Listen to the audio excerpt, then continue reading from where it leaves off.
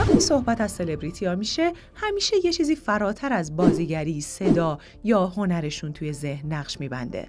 ظاهر، استایل و انتخابای بصری اونا هم به همون اندازه مورد توجه قرار میگیره. تو دنیای امروز چهره‌های مشهور به خوبی میدونن که هر انتخاب لباس، رنگ و حتی کوچکترین جزئیات پوشششون میتونه یک پیام خاص رو به مخاطب منتقل کنه.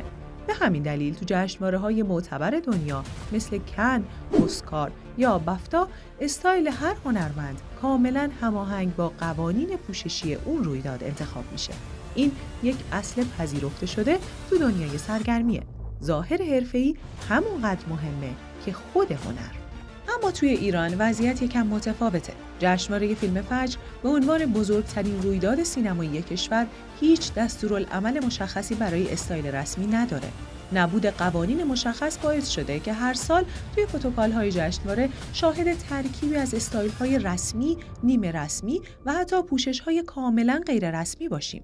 به نظر میرسه که این رویداد هنوز از طرف خیلی از هنرمندا به اندازه جشنواره‌های بین‌المللی جدی گرفته نمیشه. نمونه‌های این موضوع هر سال تو جشنواره دیده میشن. مثلا علی اوجی در جشنواره سرخ عربستان کاملاً مطابق با قوانین پوششی ظاهر شد. استایلش رسمی و هماهنگ با فضای رویداد بود. اما همین فرد توی جشنواره فیلم فجر یا جشن حافظ بدون رعایت کوچکترین قاعده پوششی با شلوار جین و کت توسی بدون فرم نشانی از یک انتخاب آگاهانه نداشت. یا شهاب حسینی که توی جشنواره‌های خارجی دقیقاً مطابق با درس کد اون رویداد ظاهر میشه، اما در جشنواره فجر استایلی انتخاب میکنه که بیشتر به یک مراسم دوستانه شباهت داره تا یک رویداد سینمایی رسمی. حامد بهداد هم از ترند مردونه زمستون امسال یعنی کت جیر استفاده کرد، اما ترکیب اون با یک شلوار نامناسب، آیتم‌های زیرین نامرتب و کفش‌های بدون هماهنگی باعث شد که این انتخاب جذابیتش رو از دست بده. انتخابای اشتباه توی ترکیب بندی باعث شد که استایل اون بیشتر از اینکه شیک و رسمی باشه، ناهماهنگ و بی‌نظم به نظر برسه. در نقطه مقابل بازیگرای زن با دقت بیشتری در جشنواره حاضر میشن.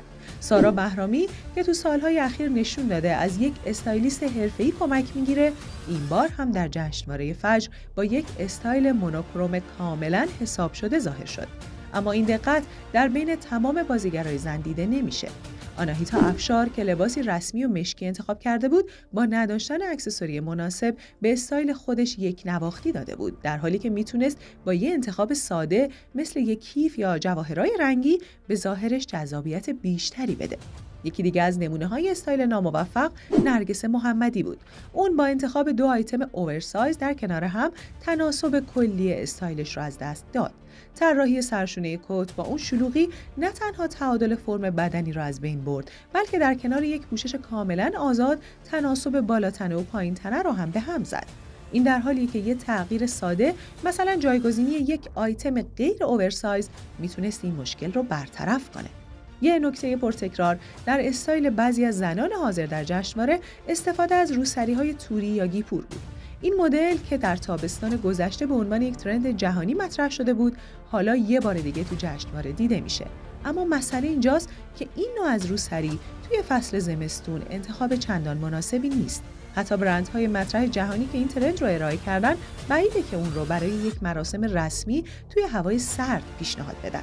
مسئله اینجاست، آیا وقت اون نرسیده که جشنواره فیلم فجرم مثل جشنواره‌های بین‌المللی استانداردهای مشخصی برای پوشش داشته باشه، یا دست کم هنرمندا به اندازه جشنواره‌های خارجی برای انتخاب استایل خودشون حساسیت به خرج بدن؟ اگر این رویداد مهمترین جشن سینمایی ایرانه، چرا ظاهر شرکت کننده‌های اون نباید به همون اندازه حرفه‌ای و درخور باشه؟ شاید لازم باشه که جشنواره فجر در کنار ارتقای بخش‌های مختلف خودش به این نکته هم توجه کنه.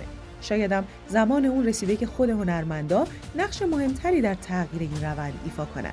آیا استایل سلبریتی‌ها در چنین مراسم‌های اهمیت داره، یا همچنان میشه انتظار داشت که پروتکل‌های جشنواره ترکیبی از استایل‌های بی‌قاعده باقی بمونه؟